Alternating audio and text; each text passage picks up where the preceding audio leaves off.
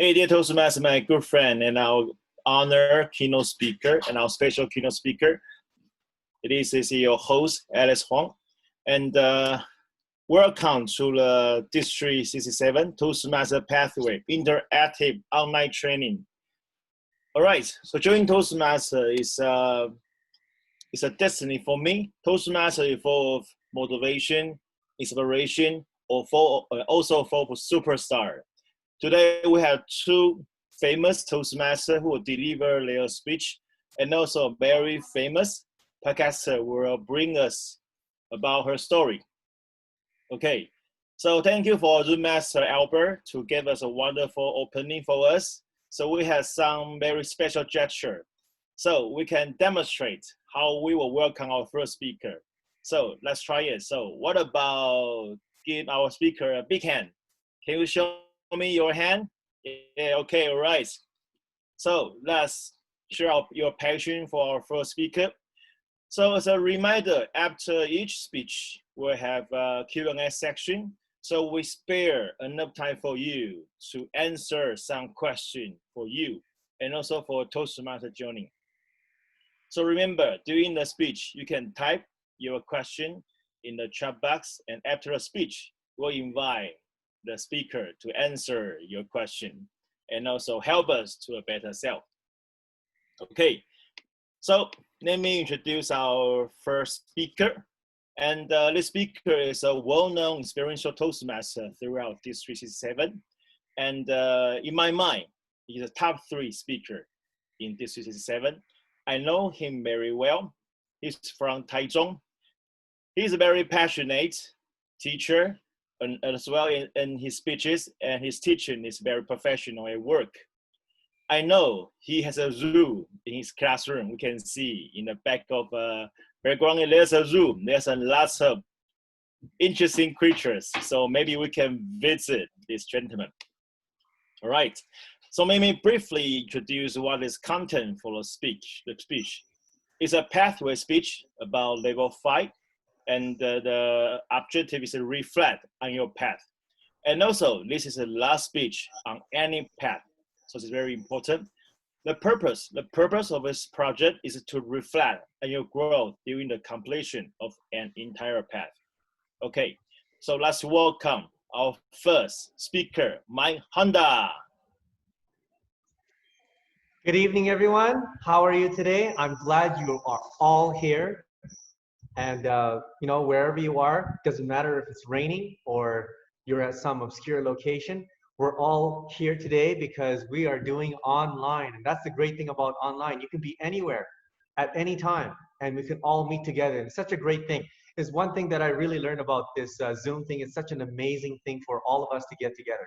So thank you for being here. I'm, really honored to be able to just be here and share with you, and allow me to share with you some of the things that I learned about one of the paths that I just finished, which is presentation mastery.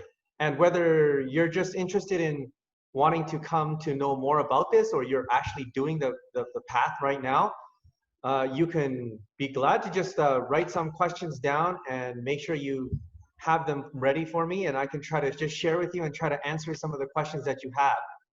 So let me just start by showing you one of the PowerPoints that I have. So it's presentation mastery. It's level 5 project 2. It's called reflect on your path. And when you finish your path, when you get to level 5, you have to reflect on what you've learned. How far have you come? And how has it affected you personally and in your career and in your Toastmasters journey? It's something that you really have to do, because it's something that will allow you to give you some time to see how you can make adjustments as you go forward in your future. So today, I'd just like to share with you, my experience about doing this path, and also to give you some reflection on how far I've come personally. And I think that's quite important, is because, when I first started presentation mastery, it was at the time when Pathways was just being introduced, and we didn't really know a lot about it. And I personally didn't either. But now that a lot of people are starting to come into Pathways more people are starting to share. And that's a great thing because that opens the door to a lot of other people who are coming in to do Pathways now. And also, I'm here to just also summarize some of the skills that I learned and to share with you some of the projects that I really enjoy doing. And some of them are very memorable for me. They're quite interesting, so I've got a lot of stories to share. I'm not really sure I can share them all in a 10, 12-minute speech, but I'll try to do my best. And this is also the most important thing that I learned is, you know, in Toastmasters, people always say, celebrate your achievements. And that's a great thing to do. But while you celebrate your own achievements, always remember to share with others. Because out of those two things, sharing your experience with others, I realized is the most important thing you can do. Because you not only pave the way for other people coming behind you, but when you share with others, I learned that you not only live a successful life, because you know success is just all about you. But in Toastmasters, we're here to share with other people. We're here to bring other people up. And we're here to just celebrate and support each other. And that's for me, I learned is it's a life of significance. And being successful and being significant is a different thing. So we all should try to, whatever path you're doing, we should all try to be living a life of significance, which means to share with others and help others grow. And that's one thing that I learned doing this path. The purpose of presentation mastery is just to, you know, in Toastmasters in general, you know, we understand that we have to learn how to be a good leader. We have to learn how to be a good communicator. But sometimes, oftentimes, we forget that in Pathways, in Toastmasters, we're here just to also become better public speakers. And that's a big thing with Toastmasters. So whatever path you're doing, try not to forget that. We really do want to be better public speakers. And not just in Toastmasters. We really want to be better public speakers at our job, at our career, or outside of Toastmasters. That is the real test. And that's one thing that I learned doing this presentation mastery path, is that you can't just be a better public speaker in the club where everybody knows you, but you have to learn to be a better public speaker outside of Toastmasters. And this is one thing that I learned through presentation mastery. You also have to learn to connect with your audience, because when you're speaking and you don't have that connection with the audience is not engaged in what you're saying. You can't just say to yourself, well, I'm not getting through to them, but you have to kind of adjust yourself. You have to know how to do it and get them to be engaged in your speech. And also, there's some techniques you can develop for speech writing and delivery, because it's not just about getting up there and speaking, but you also have to learn how to develop good writing and good delivery. Have a great speech. And also, finally, you have to apply what you've learned. So everything you've learned in presentation mastery has to be tested somewhere, hopefully outside of Toastmasters somewhere. Now, with presentation mastery, after I finished, I said to myself, well, how did it benefit me? And one of the things that really helped benefit me, presentation mastery in specific, was it helped me to achieve second place for my last year's 2019 speech contest at the annual conference. A lot of people don't know this. A lot of people say, you know, well, in 2018, when I entered the speech contest the first time, I came third place. And well, I did it the second time in 2019, so it was a little bit easier for me, so I came second place. But it's not really not that simple. I really believe that doing presentation mastery while I finished my 2018 speech really brought me to the next level of learning to be a better public speaker. The second time around, I really felt a lot more comfortable, at ease with myself. Sometimes I almost felt like I was too comfortable, that it was becoming too easy for me. But, you know, believe me, I mean, I still really had a lot of challenges. It wasn't always very easy for me. But I do believe because I did my presentation mastery at the same time, it really helped pave the way for me to be a better speaker because of the skills and the experience that I developed through this presentation mastery. Also, I developed a better evaluation and feedback technique. And what I mean by that is because during that time while I was doing my presentation mastery, I also had a youth leadership program that I set up at my school where it's basically you're doing a Toastmasters for kids, and you're teaching the kids at school or wherever you are, developing the skills on how to be a Toastmaster, just like us. And one of the things that I learned, which was very important for me, was I was also teaching my students how to be better evaluators. But I only learned how to teach my students how to be better evaluators because I was able to learn how to evaluate other people. Evaluation, have to say, in presentation mastery, evaluation and giving feedback is so important if you want to be a better public speaker. I would say that's probably one of the most important things that will allow you to be a better public speaker. So you really have to learn how to be a good evaluator as well, and learn how to give positive feedback. So that's one of the things that I learned. There's some things that I learned through evaluation and feedback and doing presentation mastery. There are a few things that I really learned that I never did before. And these are some of the things that I feel that you can do if you're doing presentation mastery. Number one, I learned to practice in front of a mirror.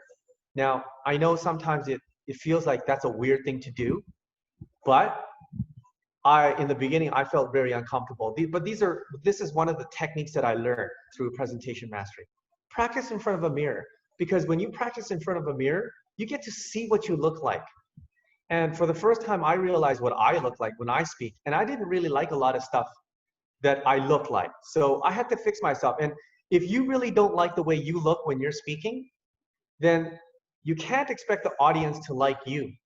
So it really helps to prepare you to learn to show yourself visually to other people. And a mirror really helps. So that's one of the things that I did. Number two, I started to record my speeches using video, audio, and I would go back and I would review it. Because it's just like practicing in front of a mirror. When you record your videos and you go back, you can actually evaluate yourself. What did you like about it? What could you do better? Because one of the best evaluators in your speeches is you. You have to like yourself and the way you look in a video. Especially now we had this online video speech contest. It's a different experience. And if you can record yourself on video and you can be able to evaluate yourself, that really does help. So I started to record my speeches. And even if it's not online, whenever I do my speeches and I always practice in front of a mirror. I always record myself. Those are one of the two things that you could really do to improve your public speaking skills. The third thing I did was I practiced in front of strangers a lot. And this is one of the most challenging things you can do. And this is one of the things that I learned through presentation mastery is, when you practice your speech, you could be always comfortable practicing by yourself. But as soon as you get in front of people you're not aware of, you've never met before, you start screwing up. And that's because we're nervous.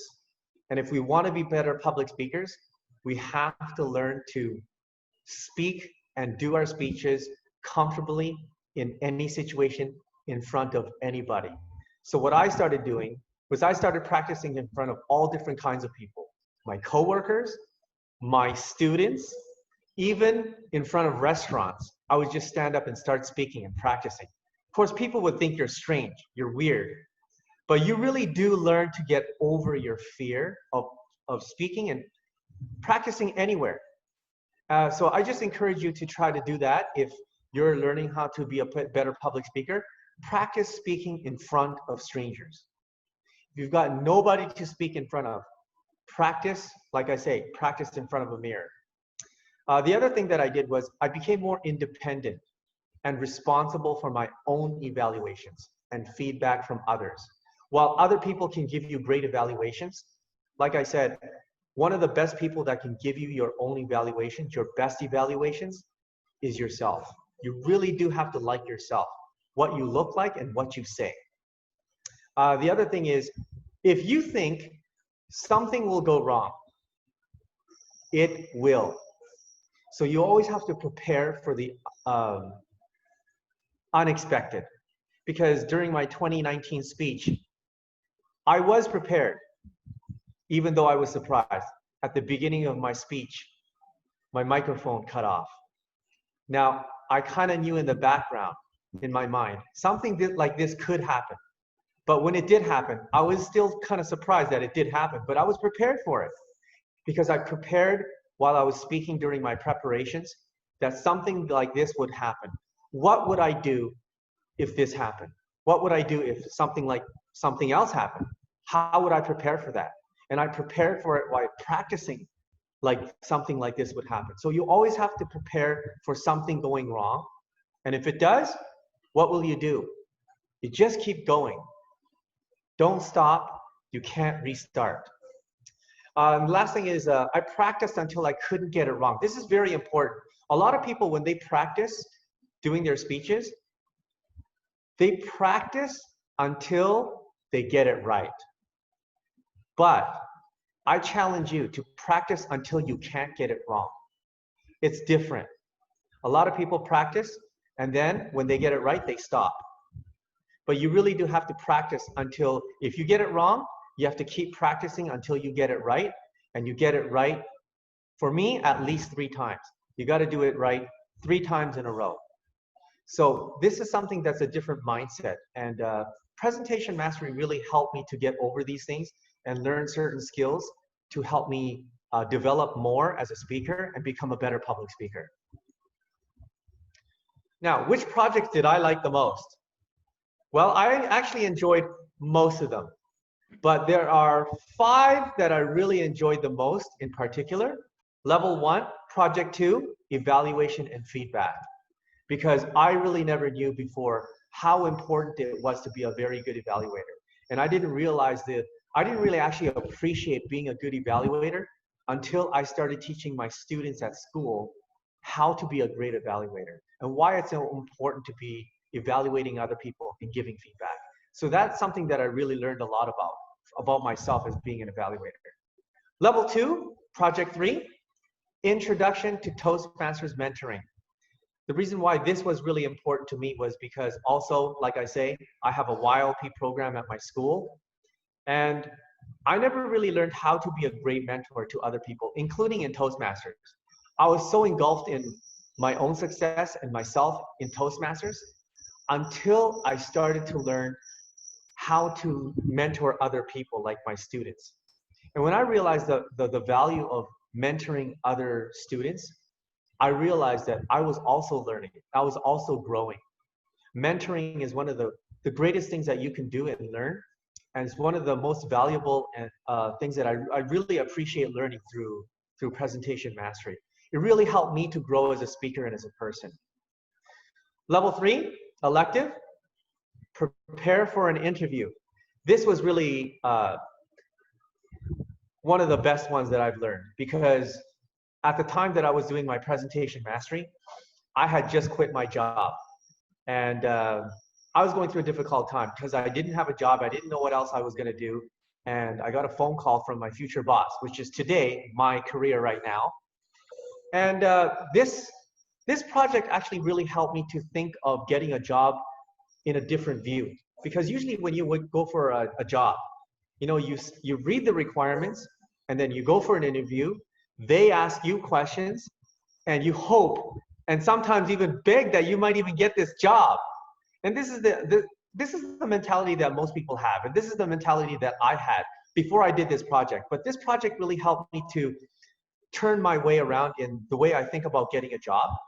When I was getting this job, I turned the tables around. I basically learned the skill of having the people that want to hire me, having them want me. So I asked them questions. I laid out all the requirements that I expected from my future boss. And I also learned the skill of allowing myself to be in control of the interview and making myself valuable to the people who want to hire me. So I turned the tables around.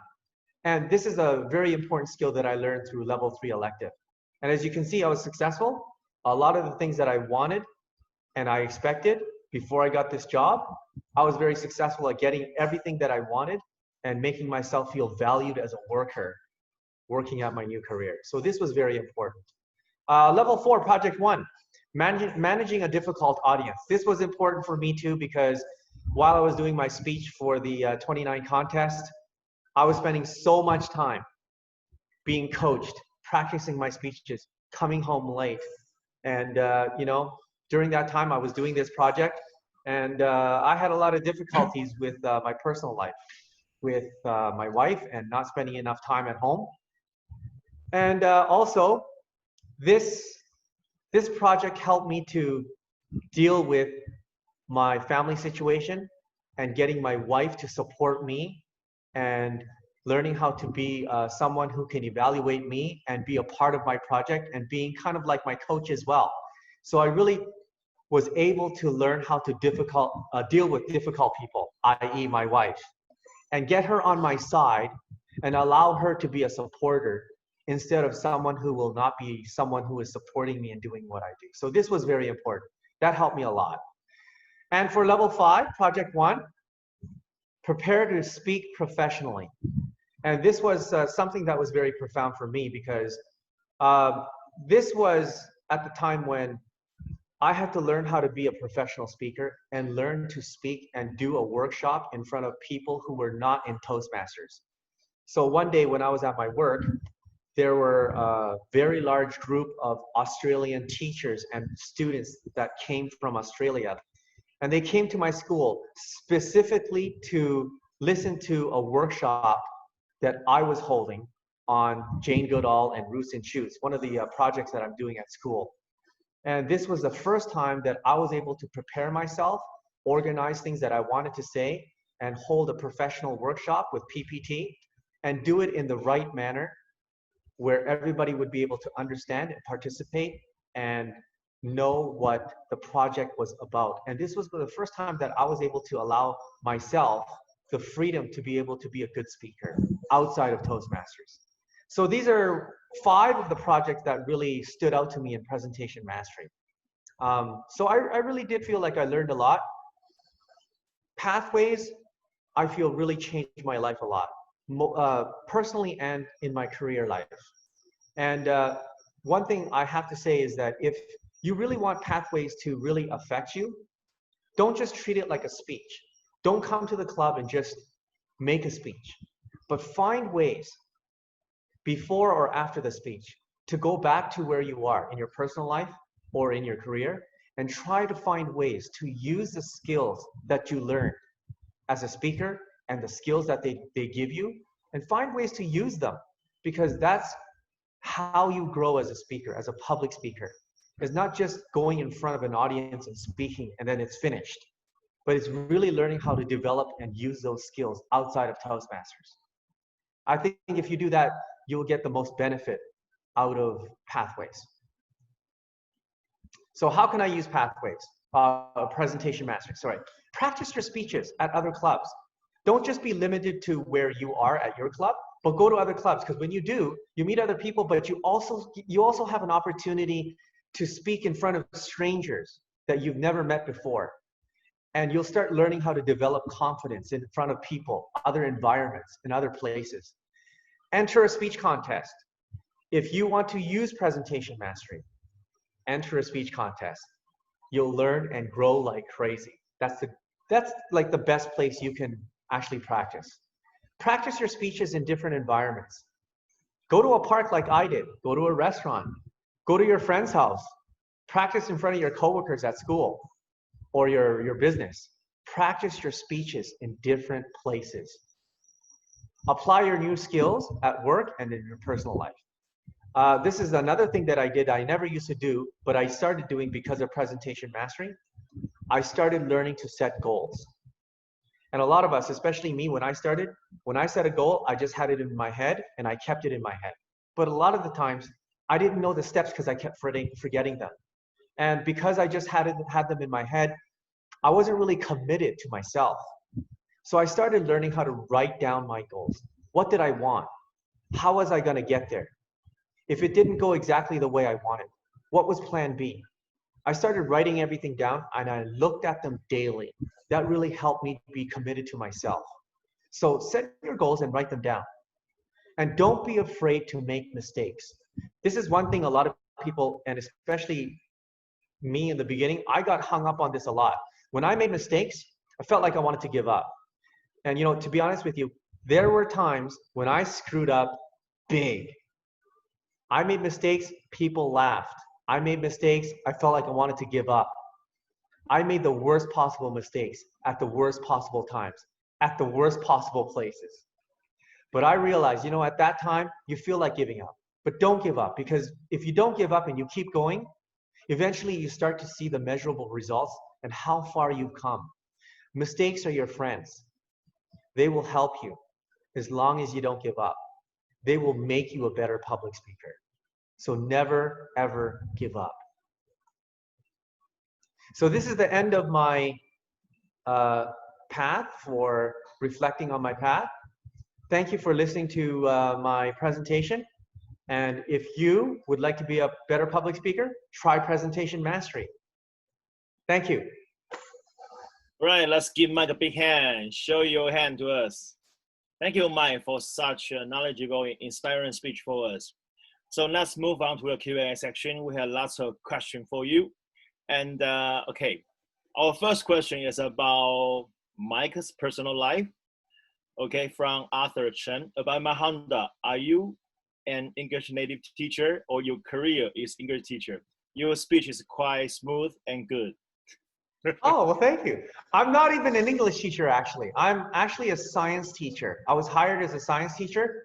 I work at Wager International School. I do use English because that's our native language when I teach. The students are also required to speak English. I'm a native speaker because I was born in Canada. My dad is Japanese, my mom's Taiwanese, but my whole family was born in Canada. So my first language is English. But I've been teaching science in Taiwan for many years, so I use English to teach my students science. Okay, thank you, Mike. So Sure. here comes the second question from Jen Lee. Great speech, Mike. How long did you take to prepare this speech? And how many times did you practice your speech to be able to deliver it so smoothly? Let's welcome Mike. Okay, which speech are you talking about in particular? My conference speech or this speech? This speech. This speech. I started this week, actually.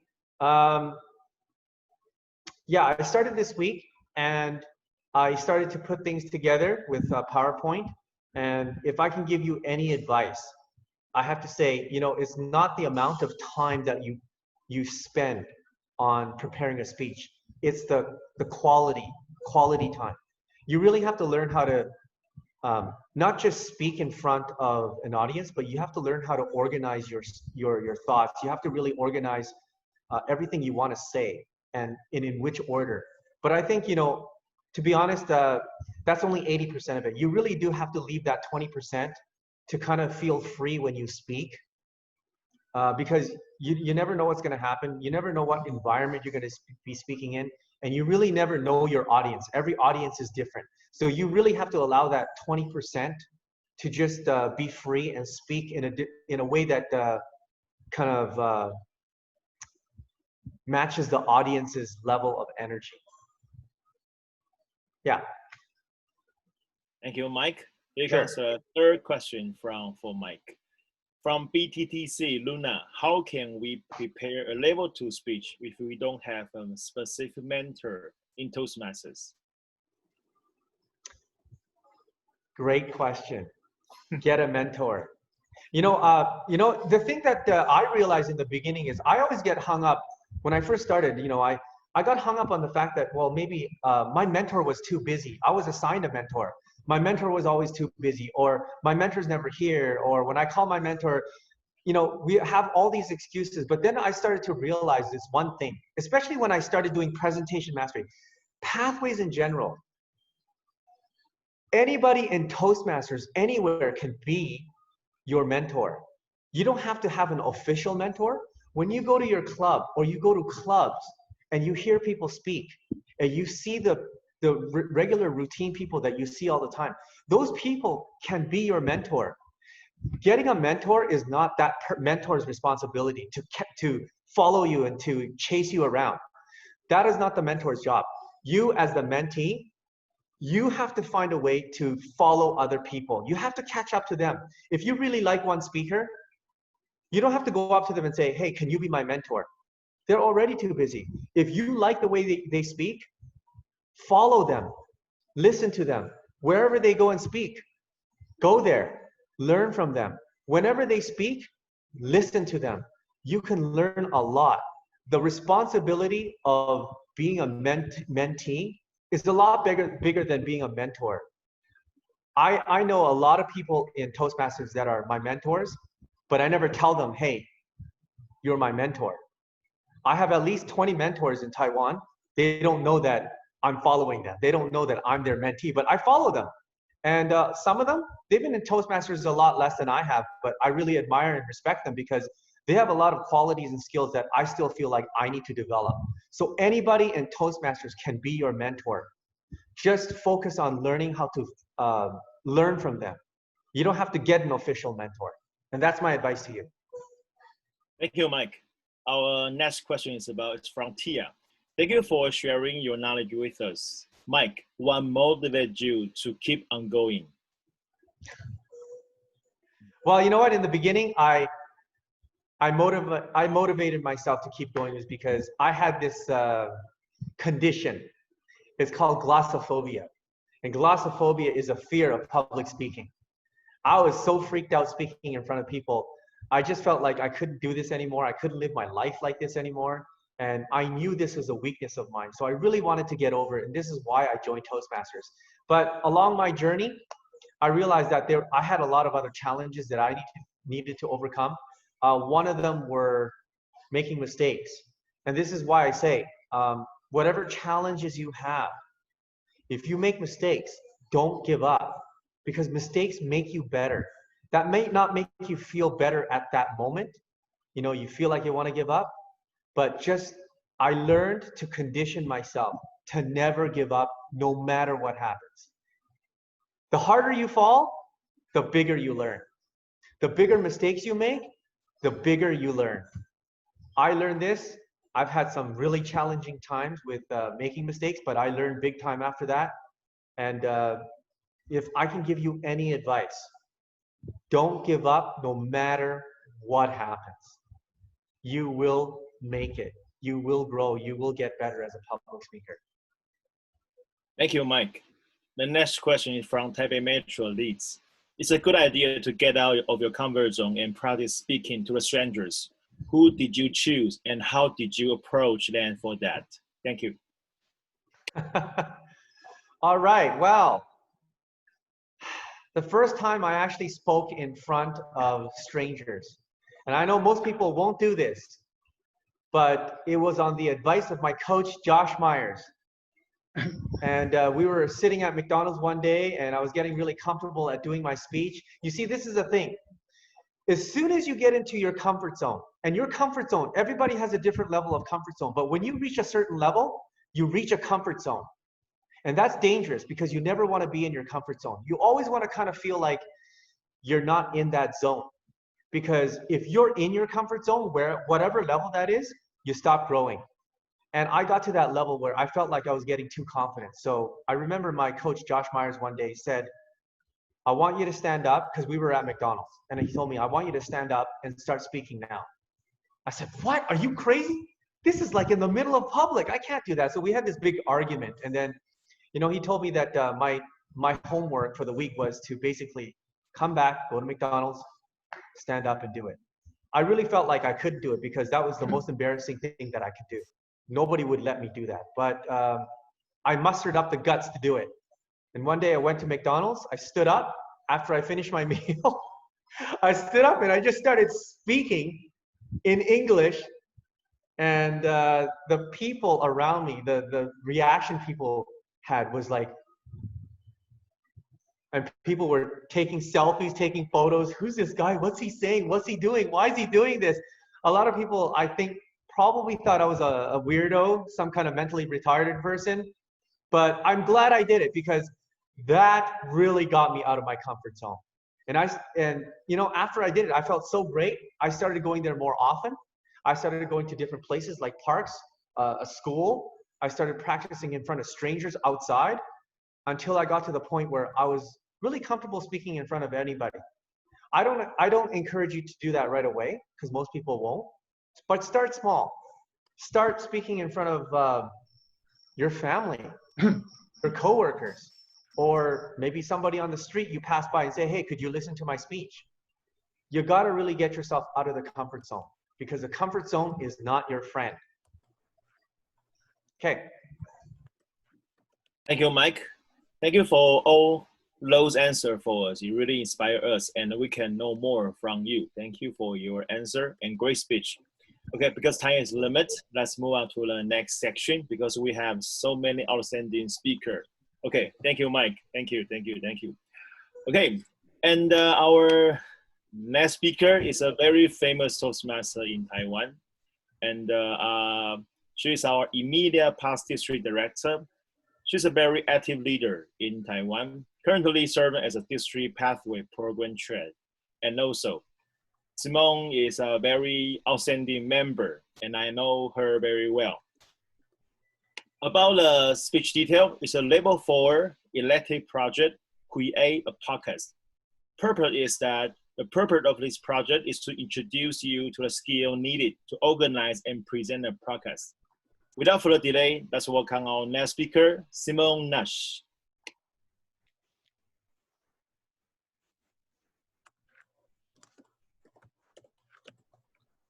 Okay, thank you. Thank you, Alex. Create a podcast.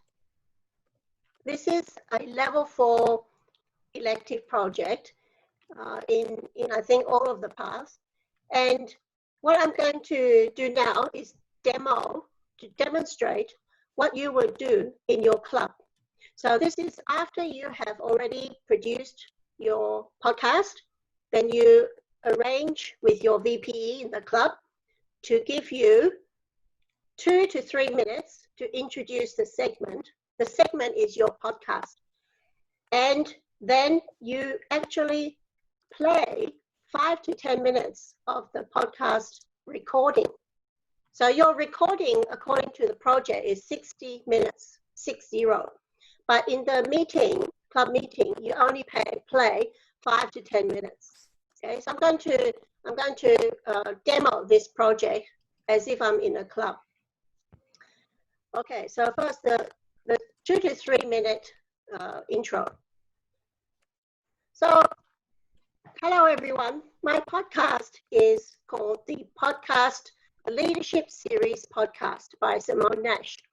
And the podcast is about leaders in Toastmasters.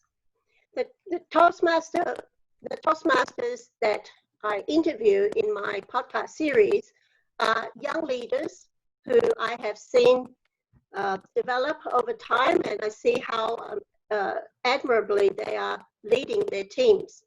And in this particular podcast segment that I'm going to show you, to play for you, is an interview that I did with Division E Director Albert Wu.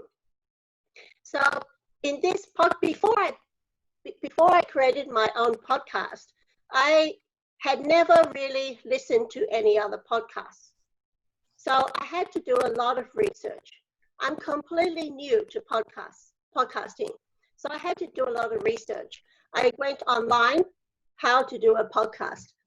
And you know, there is so much information online, you know, from podcasting 101, from absolute basics, even how to choose your target audience, your topic, and so on.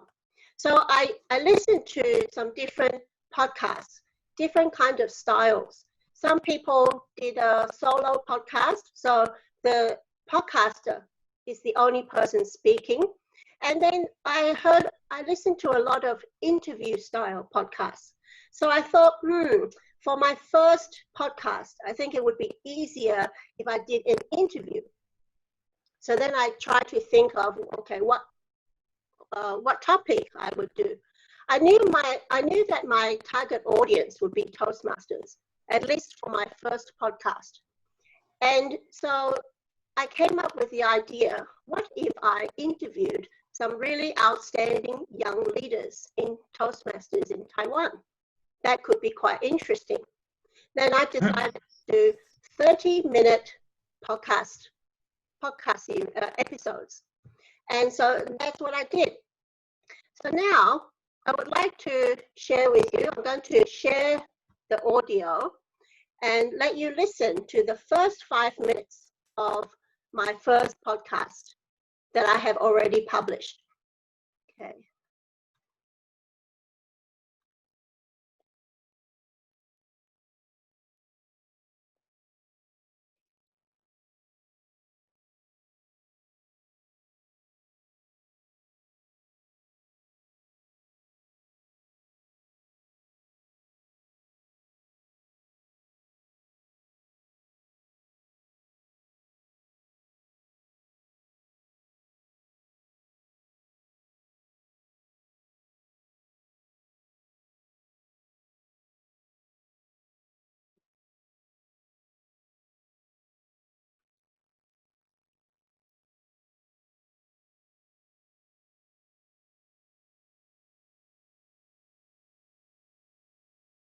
Oh, sorry, you cannot hear the sound.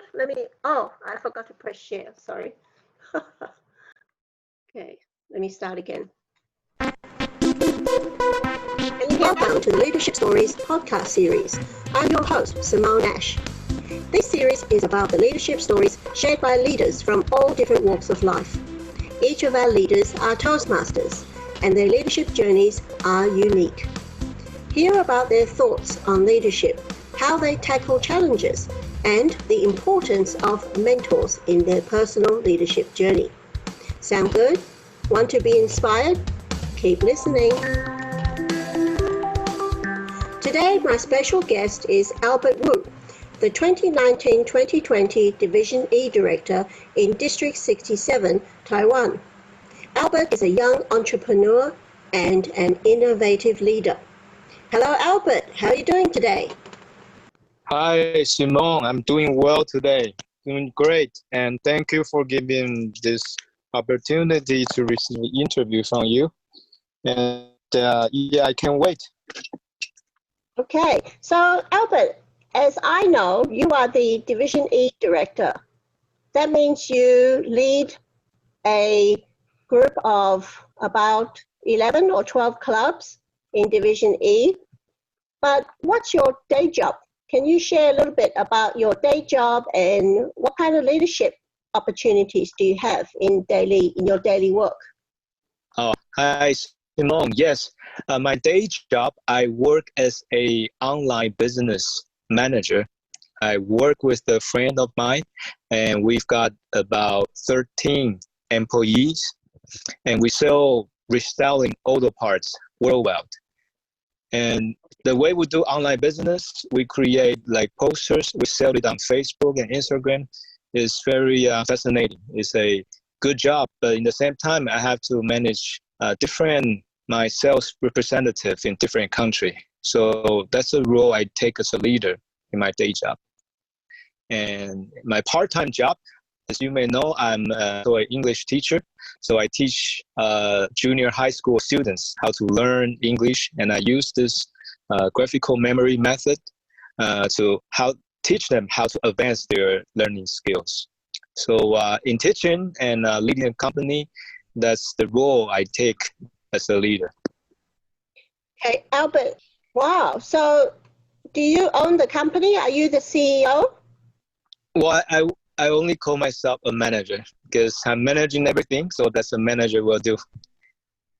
You and your friend, you are the top of the company, right? Yes. Okay. Yes. Okay.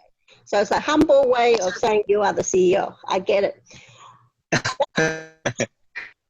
That is also a very nice trait of a good leader, being humble.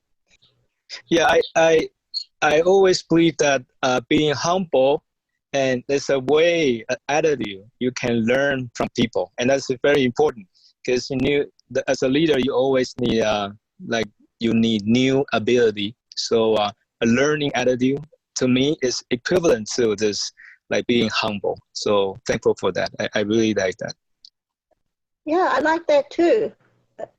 So since you already have so much daily opportunity to practice being a leader and being a leader for real in your workplace, what did you join Toastmasters to enhance your leadership development, or what was the reason you joined Toastmasters? I would say in the very beginning, that's 17 years ago when I was still a university student. In the very beginning, I'm trying to learn a better English. So to be a better speaker, to be a better English communicator, that's my first goal. But in the following like 5 to 10 years, when I step into my career, I really like myself to be a great leader. So that's a yes, definitely, because gradually I find myself, if you're trying to be a good leader, it's a non-stop learning process. You always have to learn, and there's always new thing you have to overcome with. So that's my goal, and it's never changing. Yes. By the way, I want to go back to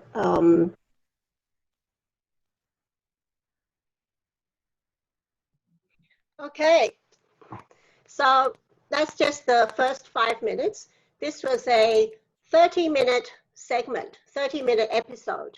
And so the Toastmasters create a podcast requirement is 60 minutes. So to fulfill my project requirement, I did 2 30-minute interviews with 2 different wonderful leaders. Okay, so now I would like to share how I created my podcast. Remember, I was completely new. I had never even listened to a podcast before until I started my research. And so I want to share with you very quickly how I did it, how I got started. And then you're in for a real treat, because after I talk about my novice experience as a podcaster, we have a real professional podcaster that's going to share her experience. And our guest today is Lily Wong. So, but let me first share how I did my podcasting. So let me share my screen.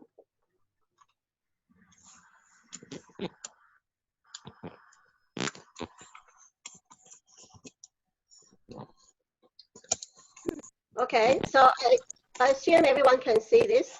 All right, so creating a podcast by me, completely new podcaster. So the first thing I had to do was, who's going to be my target audience? Okay, because I'm doing a project Toastmasters, I thought, okay, just make it Toastmasters. Toastmasters will be my target audience. And then second, I needed to choose my topic, and who handle the noise, please? Okay, and so then secondly, I had to choose my own topic, and also what's the purpose of my podcast? I can't just start talking for no particular reason. Nobody would want to listen to my podcast. So what I decided was, okay, first my target audience would be Toastmasters in Taiwan.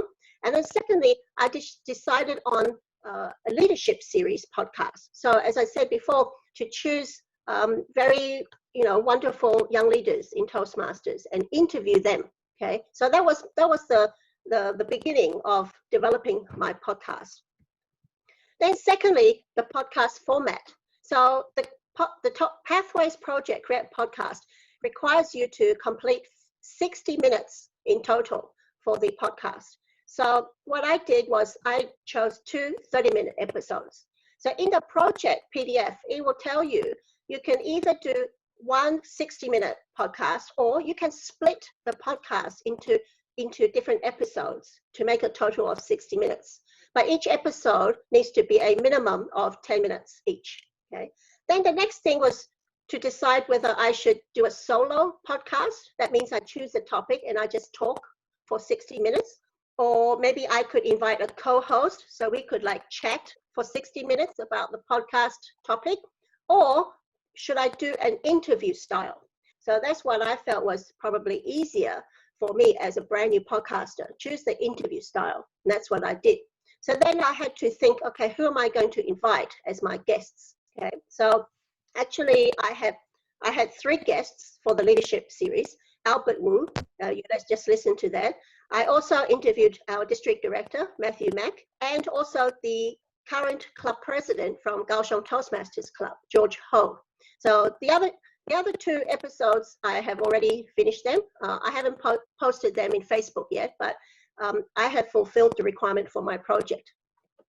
Okay, and then next, the podcast content. This actually is the harder part, but really fun. I really enjoyed this part. I needed to design an attractive opening introduction to my podcast. So when you listen to my podcast just now, you could hear me do an introduction about what the podcast is about. So this introduction is very important. In fact, this is something that I did on the advice of Lily Wong, our professional podcast guest. She said, you need to tell the audience why they should listen to you. You know, you need to create a need. There must be a problem that you can solve through your podcast. So that's what I tried to do. And then I needed to design the interview questions. You want the interview questions to get out the content that you want to share with the audience. And then you can discuss the topic and the questions with the guest. And you can decide whether you send the questions to the guest in advance or not. I decided to do that, and all of my guests did request that. And then finally, for the podcast content, you need to choose your music. So at the beginning of my 5-minute segment that I just played for you, you could hear some really cool music, right? I don't know if some of you were like dancing to it or not, but you need to choose some really attractive music to open your podcast, but only for about 5 seconds, no more than that. And then at the end of your 60-minute or your end of your episode, you also need to have your outro music. So it's called the intro and outro music. And there's a lot of free podcast music available on the internet. Step 4, oops. Okay, this should be step 4. Anyway, podcast, oh no, still step 3 is in the content. Podcast editing. So after I finished recording the podcast interview, I used, you see the headset that I'm using now, I just used this, and also Zoom. So I did this online with Albert on Zoom. And after I recorded the interview, I had the audio file, and I needed to do some editing. So I also looked online. There's a lot of good stuff online, and I chose a free, very popular software called Audacity. You can look that up on the internet. And what do I mean by editing? So for me, I added the intro and outro music using the software. And I also added my intro speech because this was my first time and I didn't record it as part of my interview with Albert. So I had to do that afterwards. And also editing means if you encounter some major problems like major interruptions or any other problems during the interview, then you can edit those out. But as my, I would say Lily is my podcast mentor. So she told me don't spend too much time editing because otherwise you'll never get the podcast published. And once I heard those words, I stopped editing and just published. And that's great advice. Step 4, publish your podcast.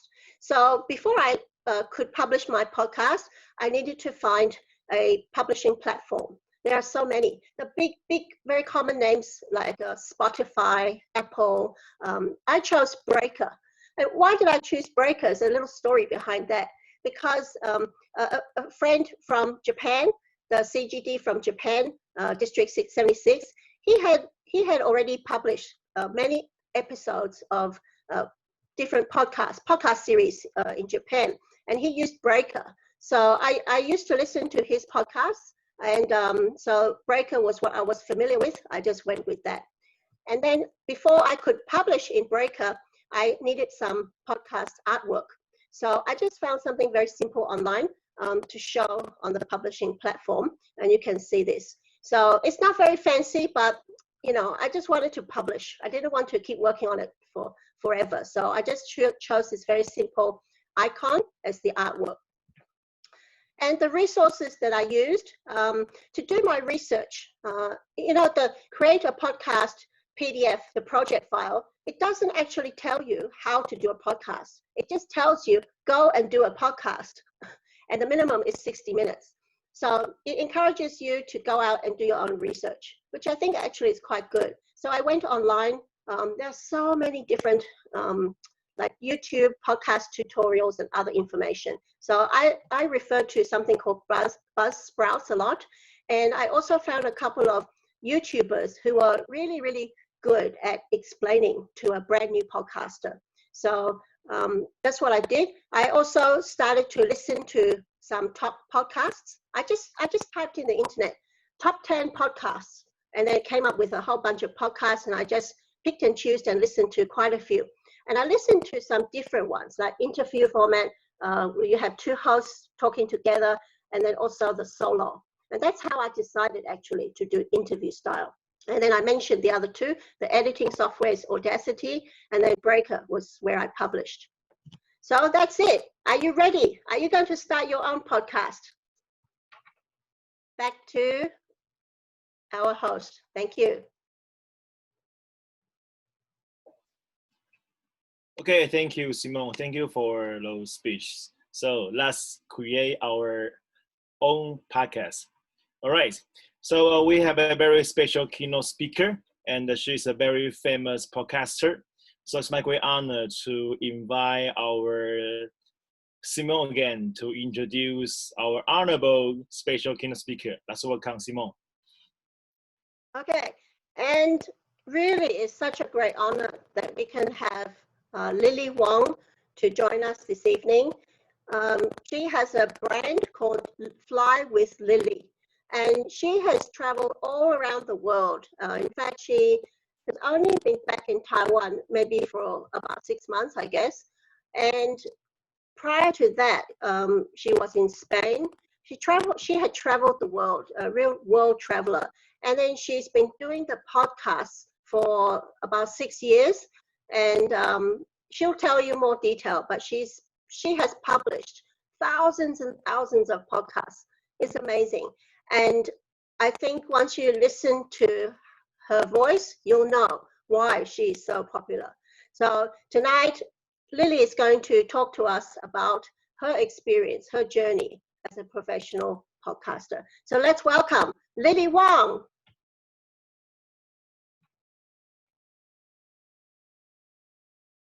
Hello there, my friend. Can you hear me? Yes, yes. Okay, so thank you for inviting me to share my experience because I can never get tired of talking about this amazing journey of starting podcast.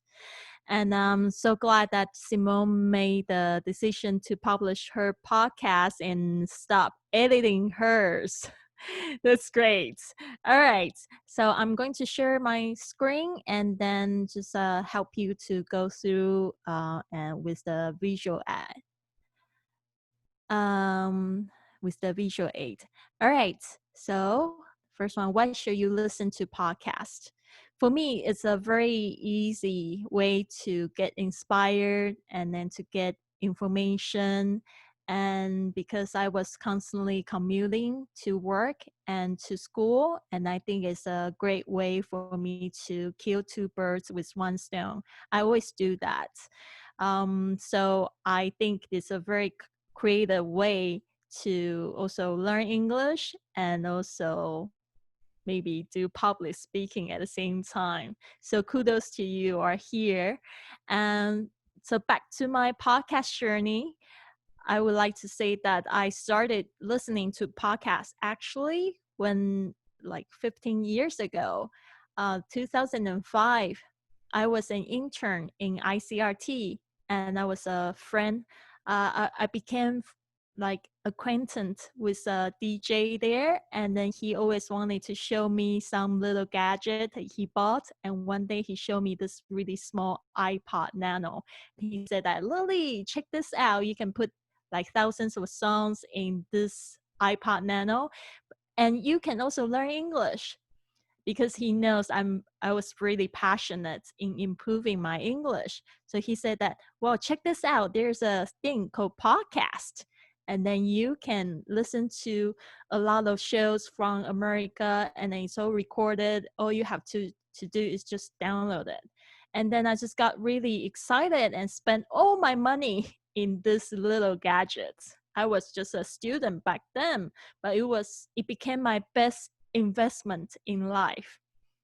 So then a couple of years later, I started my first entrepreneurial project, and I didn't have any business experience, and I was wanting to have some help, and then I thought of podcast. So I decided to go back to listen to more podcasts about business. And then I found this person who was also invited to a interview podcast. His name is Johnny Dumas, and then he started to make six figures in his podcast. And he also created a program called Podcasters Paradise. And that was just he starting out to teach people how to make money and then to do podcast. And I was really intrigued because I was actually in nonprofits industry, and I wanted to change that. I wanted to start to make money investing in my passion projects. So 2014, I published my first episode, and then I was really getting into it. 2015, I left Shanghai because I had some problem with my marriage, and I worked really extra hard in my podcast in order to be able to leave that marriage. I started to get sponsorship and then start making money, and then I decided to fire my husband.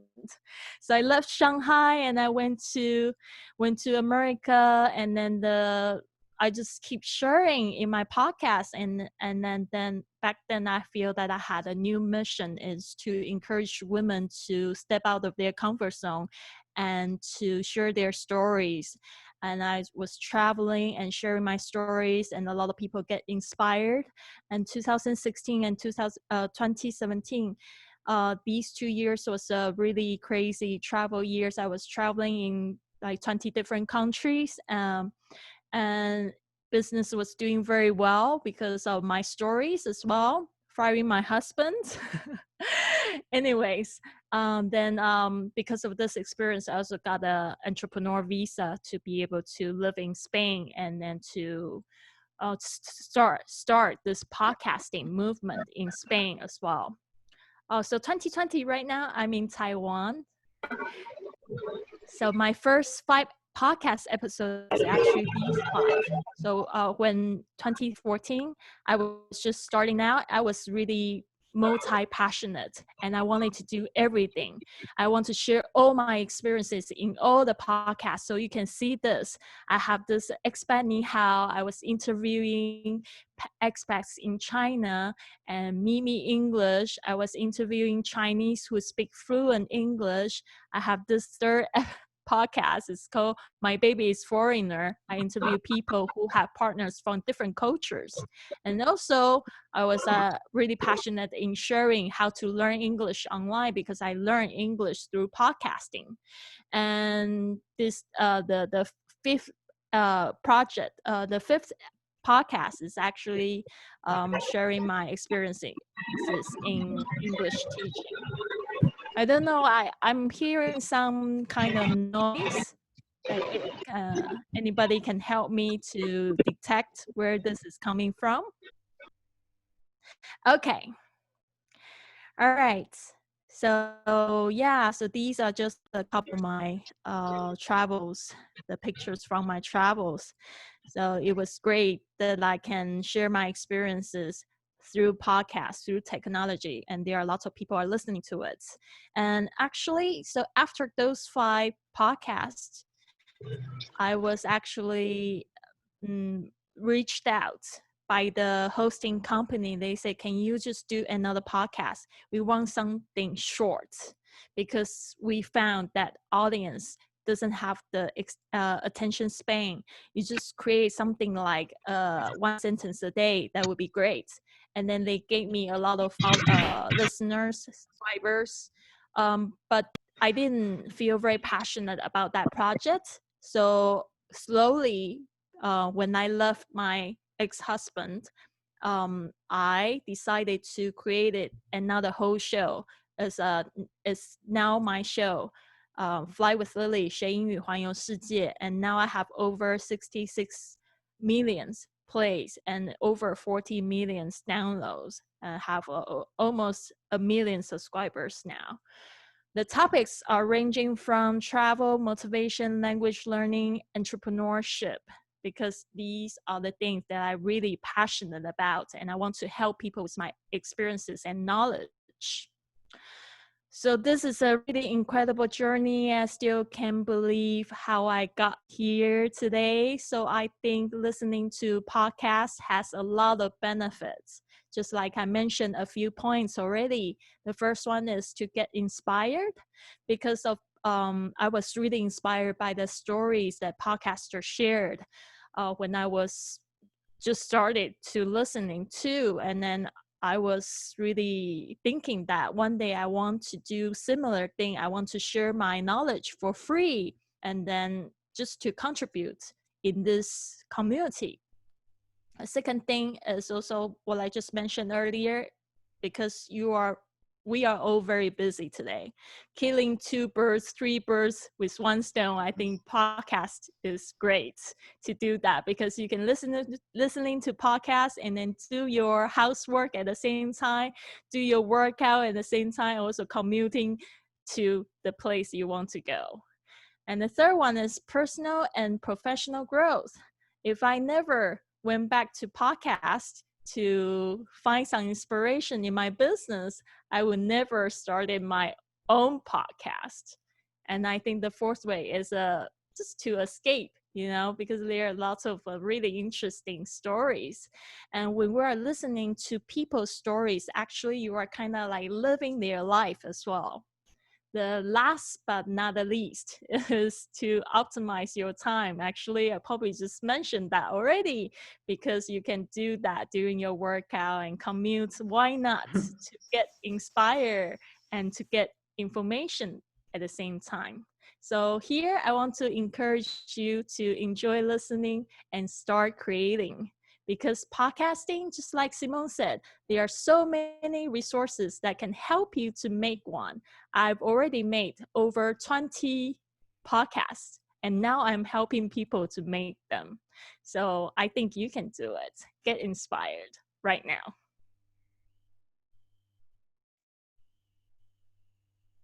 Thank you, Lily. I think you have made more than 20, right? How many podcasts have you made?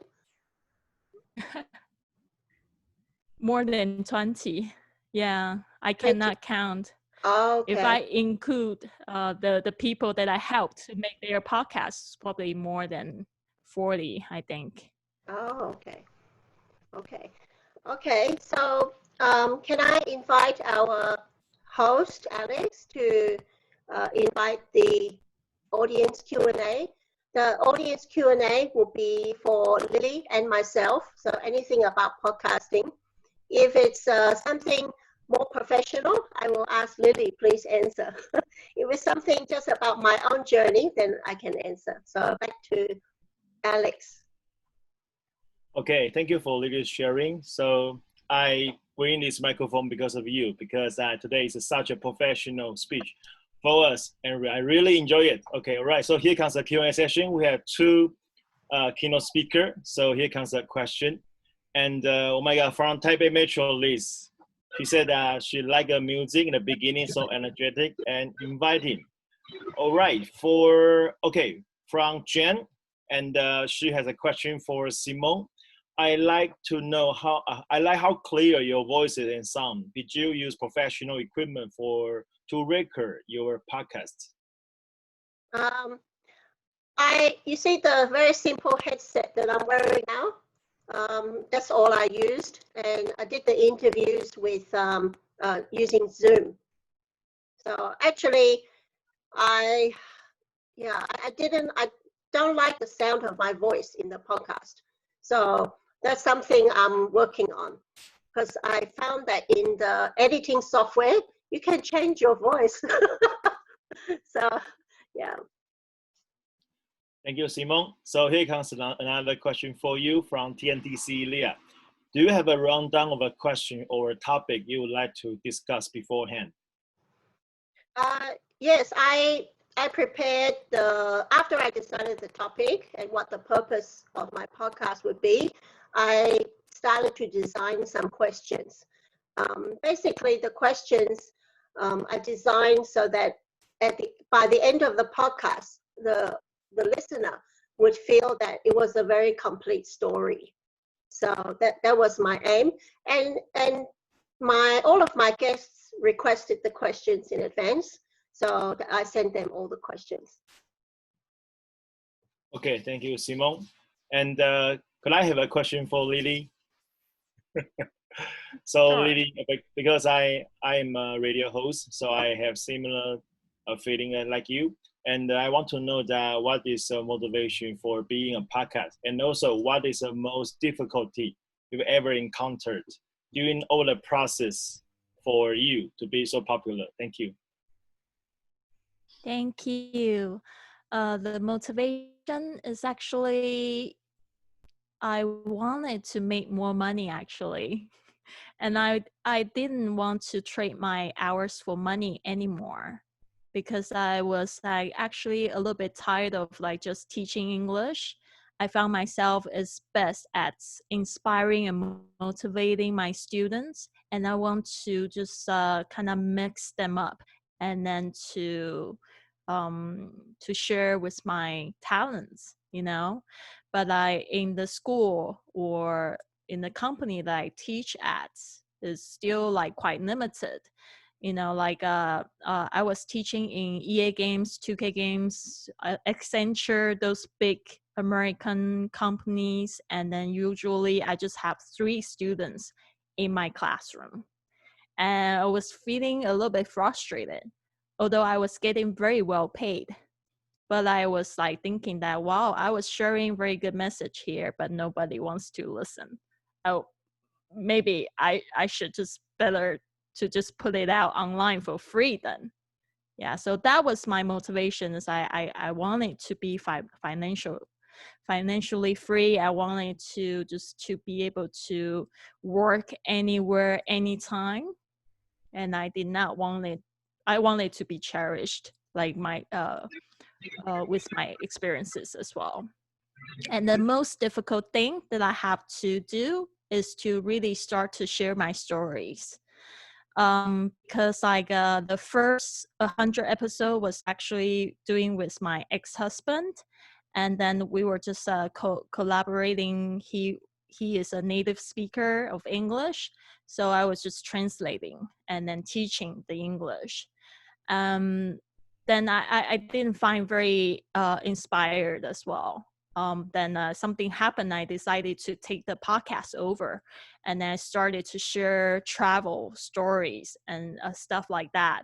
But I was actually struggling, although I was getting really popular online, but my personal story was falling apart, and that saddens me, and I couldn't speak to my audience about that because I was feeling very humiliated by that time.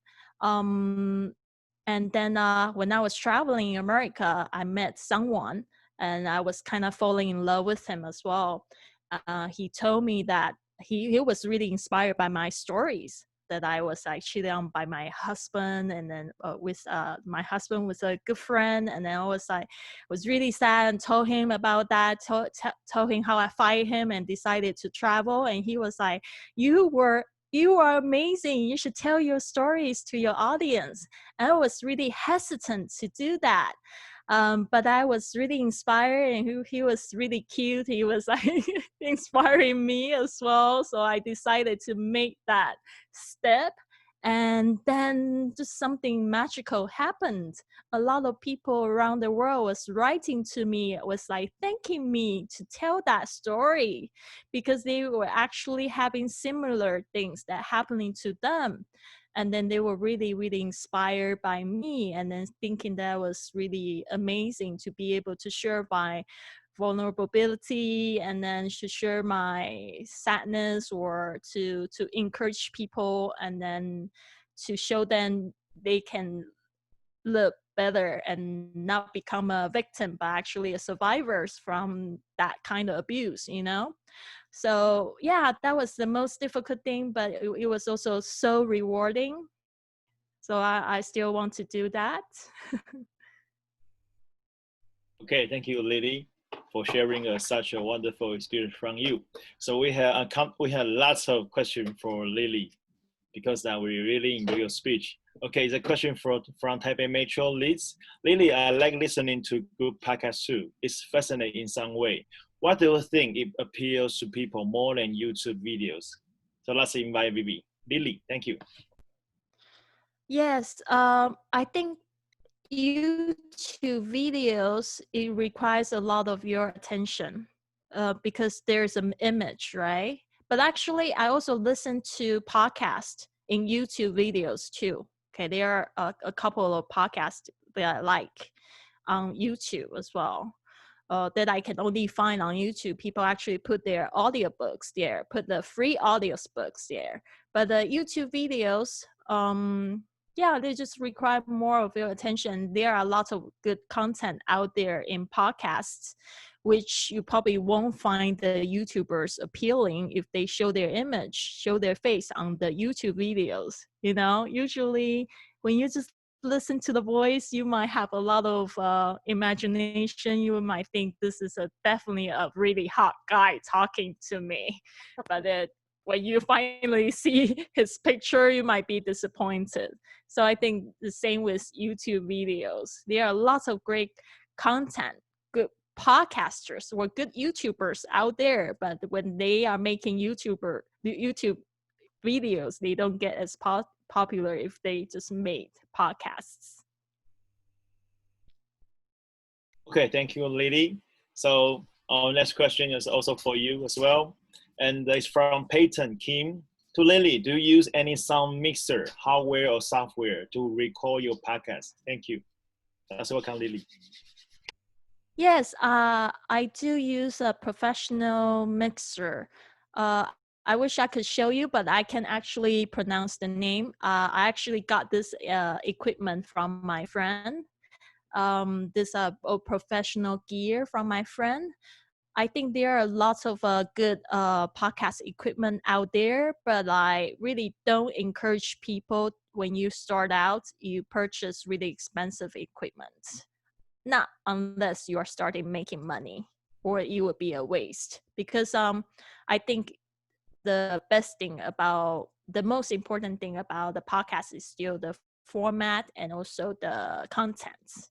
If you are sharing something valuable, because there are lots of great, even your phone can do a very good job right now, just like recording with your phone. So don't focus on equipment. I find a lot of newbie podcasters, when they started to like hearing this podcast idea, they would think that, oh, you need a very good microphone like this, or you need a good equipment or sound mixer. I don't think it's very necessary, not unless you are starting making money, you're professional, and then you start to invest or letting your audience to buy you one. You know, like this is a gift actually. Thank you, Lily. Thank you for your answer for us. Really helpful. And our next question will be for our beloved Simone. And Albert asked that, what's your next plan of podcasting? That's what counts, Simone. My next plan, I have actually got several interviews that I have recorded, but I haven't edited and published yet. So I need to get those done. Probably, I set myself a goal of May. And after that, my next project will be to try a solo podcast. So I need to think of some really good topic where I can give value to my listeners. Thank you, Simone. Okay, right. Wow, we still have another question for Lily. It's a very good question. And from TCTMC, Lei and Lee. Hi, Lily. Good evening. Where can I listen to your podcast? Are your podcast available in Spotify? Yes, I think so. You can find all my podcasts actually on flywithlily.com. Okay. And from TNTC Leah, also another question for Lily. Hi, Lily. Can you share with us how a typical day of a professional podcaster is like? Okay, so when I was doing world traveling around the world, I only had to work 1 hour on my podcast. And most of my time was just like playing and traveling, talking to people and get inspired to write articles and stuff like that to share in my podcast. Yeah, so I was not very organized. Actually, I even hired life coaches to help me with that because I'm definitely not a very organized person. And I was really blessed with this podcast, the popular podcast enables me to only work for an hour to be able to make a living. But yeah, so I would like to be more organized. So actually, Simone, I have a good news for you. And then I was really surprised to see your Facebook post today, actually. So I'm going to wake up at 5 o'clock because I need to do this live podcast. You know, I was actually just going to sign a contract with podcasting, like something like a live stream app in Taiwan, and then they would like me to do a live stream podcast at 5 o'clock to share that philosophy of 5 a.m. club. So I was really, really glad to see that you were like reading the book. I was just like starting to read maybe like yesterday. Thank you, Lily. So there's another good question for Simone and Lily together. It's a question from Taipei Metro List. Question for Simone and Lily. And there's no eye contact nor body language as we do in speeches. So the voice and charisma will be the winning factors. So let's work on Lily and Simone. I'll let Simone to talk about her experience first. No, please, the professional. I can really see that question though. But anyways, I think you have to be a little bit confident because sometimes people they can relate to a certain voice. Just like, do you know that Chanel, like the Chanel No. 5, the perfume is actually smell like laundry, smell like fresh laundry, or smell like soap. If I did think, yeah, correctly, yeah, because it's inspired by Coco Chanel's mother, because she's a laundry lady, you know, so she relates to that smell, and then it becomes the most popular perfume in the world. So you have to be confident that your voice might relate to some people's experience, and people might be familiar with, might really like it, you know. So just put it out and see what happened. Thank you. And let's work on Simone. Oh, I thought Lily already answered it. Well, you cannot see the person, but I think this is actually for us Toastmasters. This is where our vocal variety comes in. I think having really working on your vocal variety, and also the design of your questions, your content is really important to keep the listener interested. First of all, you got to get the listener to want to listen to you. Probably the listener will make that decision in the first few seconds. Yeah, am I right, Lily? Just the listener will decide very quickly whether they will continue listening or not.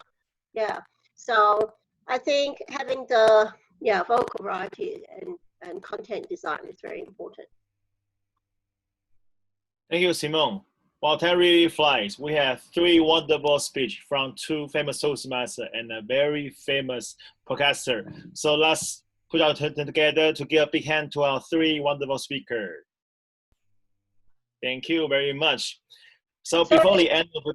Sorry, Alex, I just saw a very good question from Webster. Can we ask Lily to answer this question too? I think it's a very good question. Sure. Yeah. Okay, so last but not least, here comes the final question for Lily. Okay. How long do you prepare for each hour of broadcasting? Do you prepare one by one or in a group? Let's welcome Lily for the final question. Okay, that is a very good question. Actually, I'm kind of just do it, go with the flow. But I would recommend to just record a bunch and then publish like a one by one. Just never miss your schedule, because when you promise your audience you're going to publish daily and then you just publish like once a week, you might disappoint them and they might be expecting your show to continue publishing. So I think the best way is still to just record a bunch of your shows, and then there's timer every podcast platform now, and you can publish. You can use a timer to publish like daily or weekly, that what you promise to your audience. Yeah. Thank you, Lily. Okay, so it's a wonderful night for us, and it's very special online training for us. So before the end of tonight's training, let's have a certificate appreciation for our honorable keynote speaker. Can I invite our Zoom Master Albert to present a word? Thank you. And the first word is for myself. Your host, Alice Huang, thank you for this opportunity to be the host for everyone. It's my great honor to serve everyone. Okay, next one. Okay, I think that the other certificate appreciation is for our Jackie and Albert. Thank you, Albert, for being the Zoom master, and also thank you for Jackie to be the timer. Thank you. Let's give them a big hand. Thank you, our 2 fabulous Toastmasters. Next, please. All right, our next appreciation is for our super Toastmaster, wonderful speaker, Mike Honda. Thank you for your speech for us to learn what is pathways and really learn a lot from you. Thank you, Mike. Thank you. Next, please. Thank you for Simone. It's an appreciation for give us such a wonderful speech. Thank you, Simone. Let's give her a big hand. Thank you, Simone. Thank you, Mike. Last but not least, it's an appreciation for our keynote speaker, Lily. Thank you for your support for us, and it really made our day. Thank you for sharing for us. Okay, so since we still have lots of questions, because time is limited, so maybe if you still have time, you can just stay here for the other chatting. And okay, it's a 9:30 sharp. So it's my great honor to host the meeting, and thank you for all the members, all the keynote speaker, all the inspiration, motivation, and all the stories. And then let me call the meeting adjourned. Thank you. Okay, before the main meeting, let's have a group photo. So can I invite Zoom Master Albert to help us to have a group photo? So maybe we should have a smile for 10 seconds because we have lots of members. We have 60 members. Okay. Can everybody turn on the video? Yes, turn on video, please. Turn on video and then, yeah.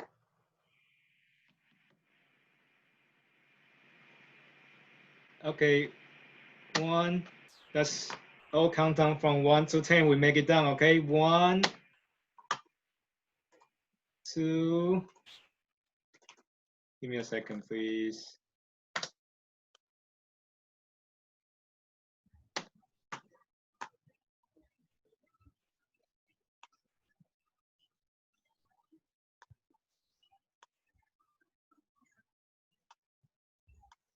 How's it going, Albert?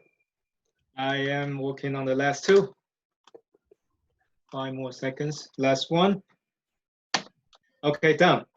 Thank you, everyone. Back Thank you, to everyone. Alex. Okay. So let's have our first own podcast very soon. Okay, let me call the meeting adjourned. Thank you. Thank you. Bye-bye. See you next time.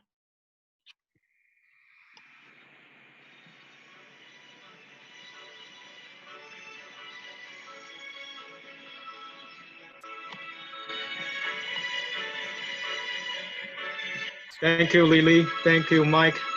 Thank you. Thank you. Thank you, everyone. Thank you, Albert. Thank you. You have a good night, everyone. Yeah.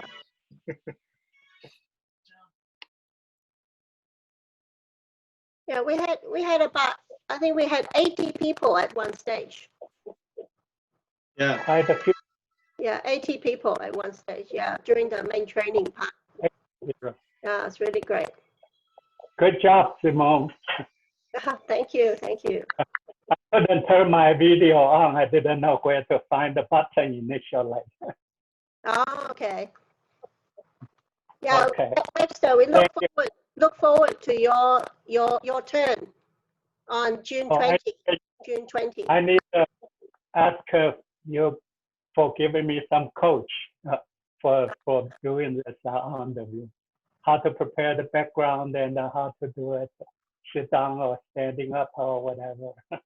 Yeah, sure. Look forward to it. Okay. Good night, everyone. It was really wonderful. night. Thank you so much. Bye-bye. Bye. Good night.